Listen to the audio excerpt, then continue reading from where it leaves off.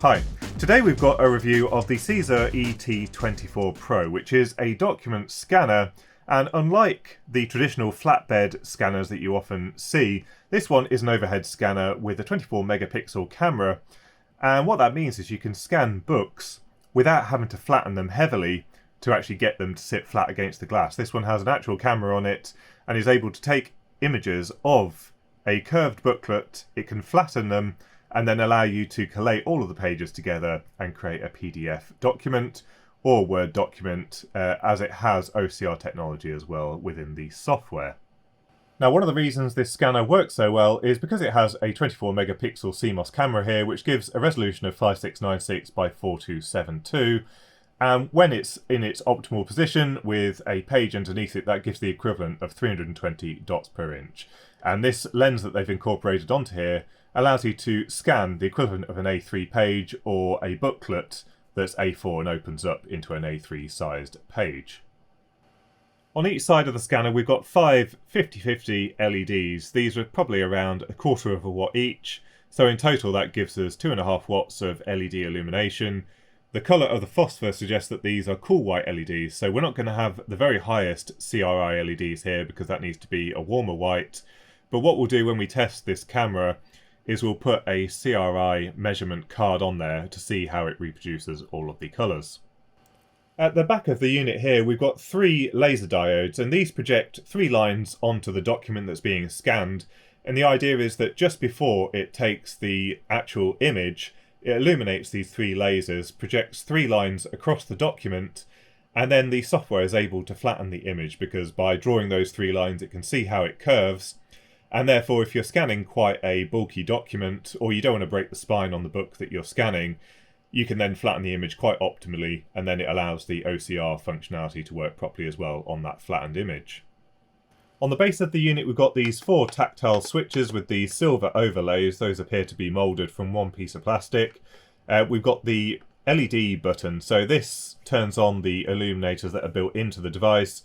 We've got 3 different brightness levels and off. Then we've got a magnification button so we can zoom in and zoom out. And we've also got a button on here which allows you to press that to cause it to actually scan into the software. And we're actually presented with a few different options for triggering a scan. First of all, we've got this button on here, but we're also presented with 2 external options. So we've got 2 USB connectors, although these aren't USB devices, and that is plugged into the back of the unit. And you can either use this foot pedal should you wish to trigger it by your foot. You can also use this button here, which you can place in a more convenient position than the button that's built into the unit.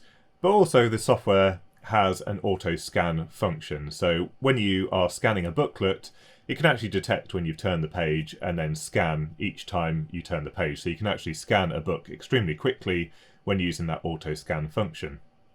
On the back of the unit we've got an HDMI port, so we'll plug that into the capture card in a moment to see what it actually shows through that HDMI port. We've got a reset button. We've got the USB connector for those buttons, although as I said it's not a USB device, it's actually just a straightforward button.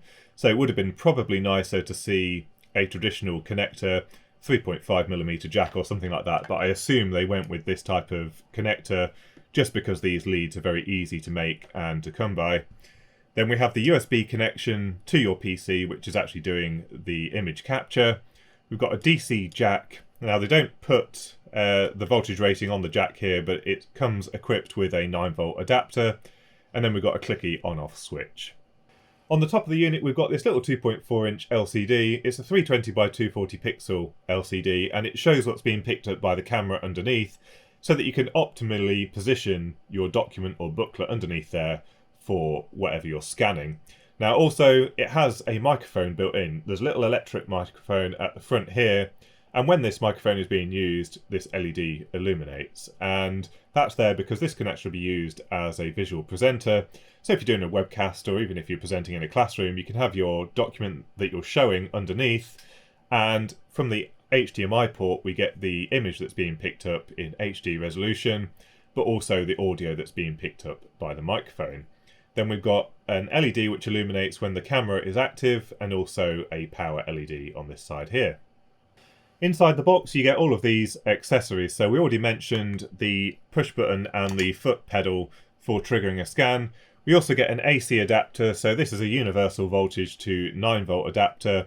It came with European and also a US clip-on plug, but this adapter actually looks like the real deal. It's got all of the correct approvals and a real address and all that kind of stuff, so I think this adapter is perfectly safe to use. We'll get a USB cable, and this is only needing a USB 2 interface to capture these images, so it should be compatible with most devices. And then we get these finger cots. Now this is quite interesting.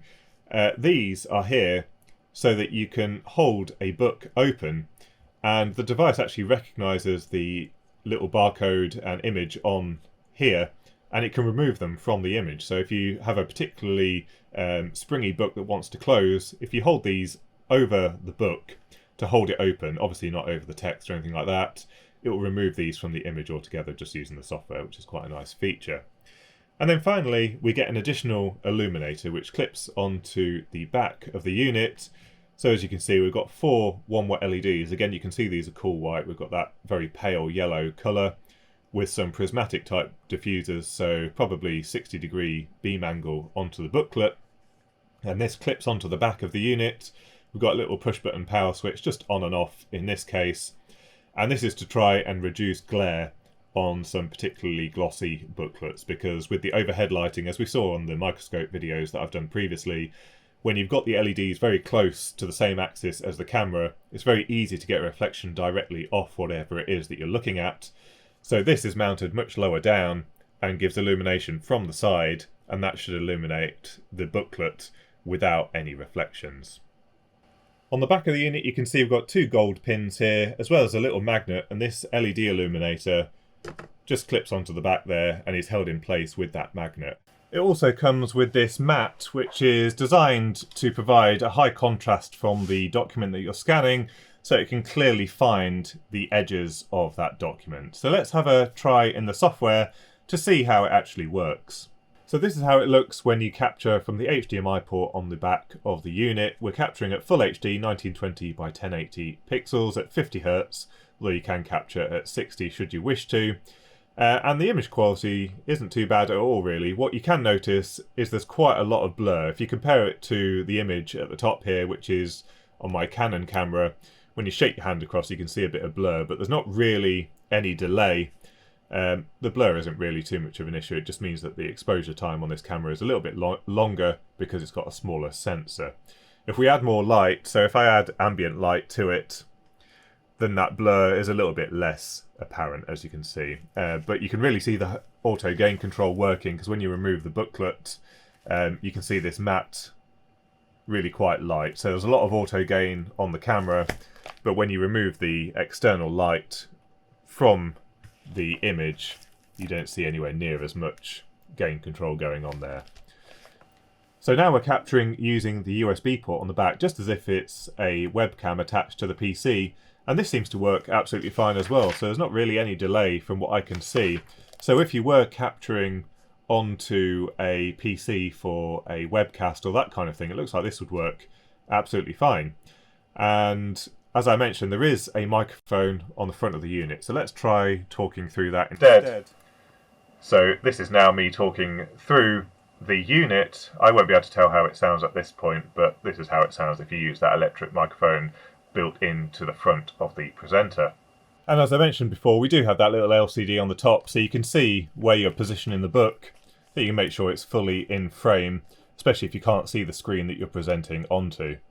So this is the CZUR software, which is available for Windows, Mac OS as well as Linux, so you can use it across all 3 major types of operating system. One thing I did just find is if you use the HDMI port on the back to capture the image, it will no longer work in the software until you remove that interface. So for the software, it needs to be only working with the software. You can't be capturing the USB or HDMI output. So to use the software, we've got this button at the bottom right, Scan. We click on that, and then we get a live preview of what the camera is seeing. And then on the right hand side, we've got a few different options. So you can choose your color mode. If you know you're only scanning black and white, for example, you can scan it in black and white here. Presumably that optimizes the image capture. We can also choose what type of thing we're scanning. So a flat single page, facing pages, which is something like a book, combine sides so you can actually scan multiple bits together to make one image, or manual selection, or you can do no processing whatsoever. Now we're scanning a book, so I'm going to pick this option here, and I'll go back to the main camera, because when we actually try and scan this booklet, I'll press the foot pedal and you should see the lasers appear on the page briefly before it captures that image. So I'll click it now. And there you go. You saw a quick brief flash of the lasers, and then it actually scanned the image in. Then we can go back to the previous page on the software, and we can see what the image is actually looking like. Now, as you can see, we've got my fingers in the bottom here because I didn't use those finger cots. But just by default, you can see we've got a pretty flat image. There is still a little bit of curvature here, but that's a pretty good scan, and pretty similar to what you would get on a flatbed scanner without the hassle of trying to fit it onto the scanner and hold the lid closed over it. So we'll just do the same thing again, but we'll try those finger cots and see if it actually recognises them properly. So you put them on your fingers like this, and you hold the page spread open like this, and then I'll press the foot pedal. It captures the image, and if we go back to the previous page, we've captured a couple more images here. And you can see now we've got rid of my fingers from the page, and you can't see those finger cots as well. And similarly on here, we've got a nice clear image of what's going on. So this one needs a little bit of manual adjustment, as you can see. For some reason, we've picked up a little bit of the matte on the side. Possibly what we're seeing is a little bit of the shininess from the front cover, because if we look again at the preview, this book is quite reflective on this side. So you can see we're capturing a bit of the light from above here. So let's switch light modes and see if that goes away. So we've got the lights on the back. And I'll turn off the overhead lights. So now we've just got the lights coming from the side here. As you can see, we've got quite a different projection of light across the book. So once again, I'll hold the page open, press the scan button, and let's see if that's improved things. So we go back to the front page. And there we go, that's page 252 captured really nice and clearly. Again, just a little bit on this side it hasn't quite captured as well. So it looks like this reflective, shiny surface that we've got on the side of this book causes a little bit of trouble. But we've got really, really nice, clear text. So I mentioned before, this software has the auto scanning feature. So rather than pressing the foot pedal, you can just flick between the pages and it will automatically detect when you've turned the page. So we're going to try that out now. So it's this little check button at the bottom here, auto scan. We'll hold the book open. And there we go, it's picked up that. Let's turn the page. And again, it's detected that. Turn the page again. It captured those. Oops.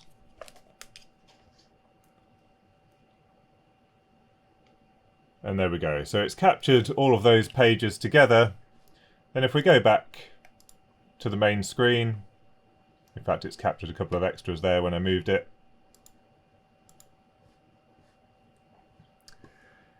And there you can see we've got each of those pages. So if we select all of those images, we can actually create a PDF and a Word document. The PDF is searchable if we select this option here. So let's do that first of all, and then does the OCR on the text, and therefore you can search inside Adobe Acrobat or whatever else you want to use to read your PDF files so that you can find any word within the document. So we've got an option here for many different languages. If we click on others, we've got all of these different languages that we could scan in. Obviously we've got English here in this document. Export is PDF, auto adjustment on the image processing, and we can pick the quality, low, medium, high, or custom. We'll just go with medium, that's fine. I've created a folder on the desktop, so we'll just give it a file name. So that's completed. Let's also do it for a Word format as well. So we've got the document in Acrobat here, and as you can see, it's scanned everything perfectly fine. We've got decent quality text. Now bear in mind this is quite an old book in the first place, so it's not printed as well as a modern book would be in the first place. That all looks pretty good, and you can see we can select the text. We can also do a search, so if I do Control F and search for detectors, then it's found those within the text. So no problem with the OCR in this document. Now when you output into Word, you end up with a series of images, so it can detect what's an image and what's text. But then you end up with actual text that you can edit should you wish to. So you can make changes to the text. If you wanted to make it more readable, you could change the font size, and also you could change the actual font if you wanted to. So you can see you can edit this much like a standard document, copy and paste text from it. So that's really quite useful. It looks like it's messed up slightly here with the formulas, so it didn't detect that those were a graphic effectively rather than text. But generally speaking, it's done a pretty good job of working out what is text and what is an image. Now, I mentioned before that this book had a particularly shiny cover. This is actually an ex-library book, and for anyone interested, you can actually download this directly from the TI website. It's freely available to the public as a PDF, so Designing with Operational Amplifiers. It's a really good book. But as you can see, the overhead lights are really causing reflection on this shiny cover. So if we turn on those rear lights and turn off the overheads, you can see that completely gets rid of those reflections. Now you'll also see this orange box moving all over the place. That is trying to find the edges of the page. It's picking up my hands at the moment, but even if we place this at a weird angle on the mat, we're over here. So if we place it like this and give it a scan, it finds the edges of the image, and then when we go back to here, it's straightened it all up and given us a proper image of that front cover. And if we're not happy with that, we have some options here to resize and crop and change the color modes of each image. So for example, if we didn't want that little bit of spine along this side, we select the file, click on crop, and then we can bring in the borders slightly. Now we've got an option here. If you just want to keep the page size but get rid of something that was written along the edge, you can just click white out. Or if you actually want to change the size of the image, you can click cut, and that will get rid of that altogether from the image. So that's an example of cutting the image out so that we've got rid of that spine altogether. So it looks like when we want to scan the front page of a book, we need to select that flat single page. So we've done that, and then for the rest of the pages, we'll click facing pages. Now this book from Metcal for the CV system has quite a stiff spine, so this doesn't want to flatten out completely. So let's see how it handles that quite severe curvature on the page. So we've got that roughly right. We'll click scan. It's processing, as you can see, on the left-hand side. We'll scan a few more pages and then have a look what the output is like.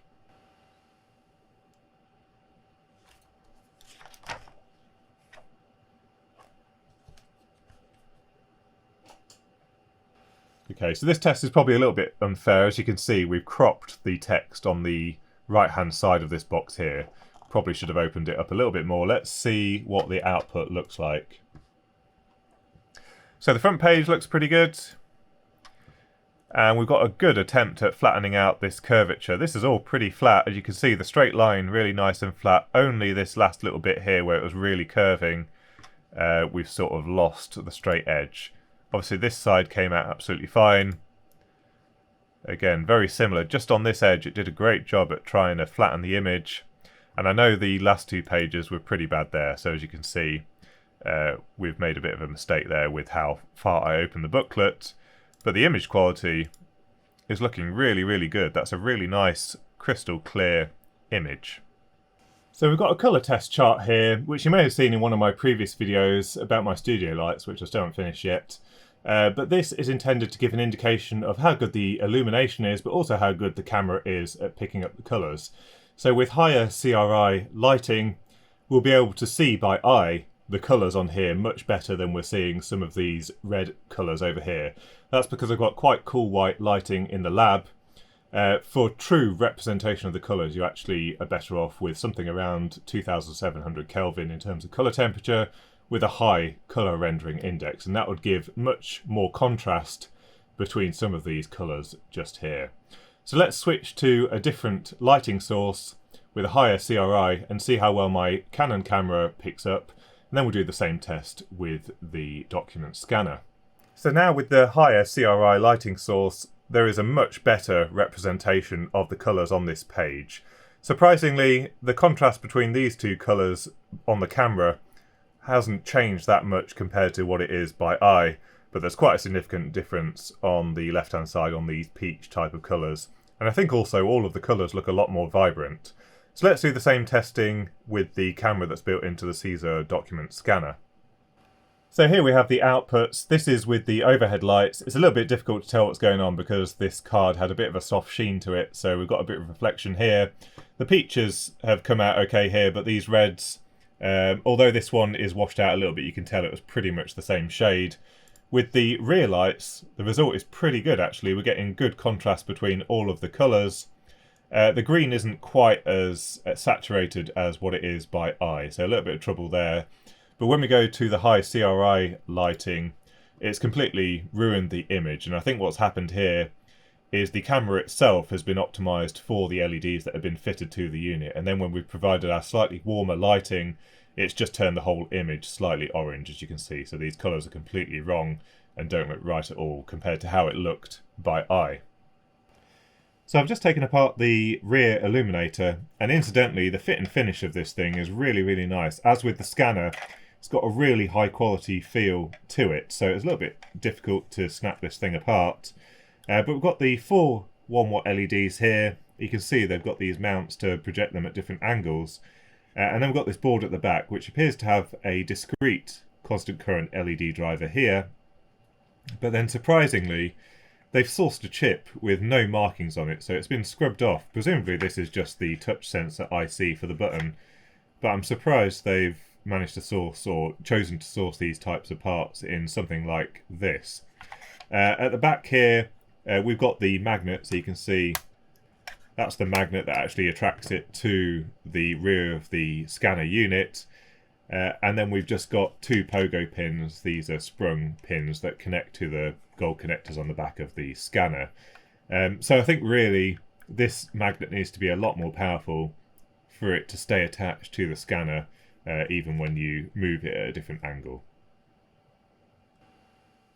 So a quick look inside the base of the scanner. I'm not going to take the entire thing apart because it's actually quite difficult to snap these plastic parts open.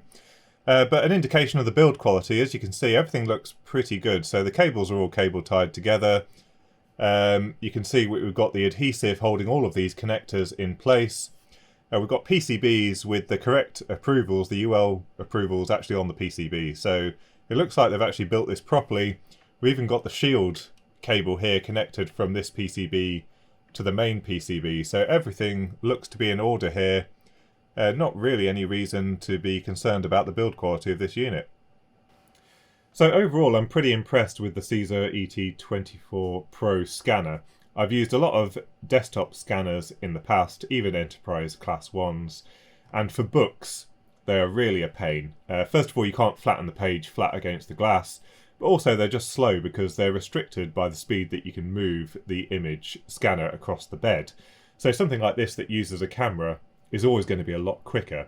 Now, often the limitation was, first of all, holding the page flat. Now, the flatbed scanners have that piece of glass so you can push the pages flat against the glass. With this, we've got these finger cots to hold it as flat as we can, but the lasers and the image software seem to do a great job of then flattening the image further. And I think that's where this starts to become really, really useful. And also, with a A3 sized booklet, we can scan both of those pages at once in that same amount of time, so less than a second to actually capture an image.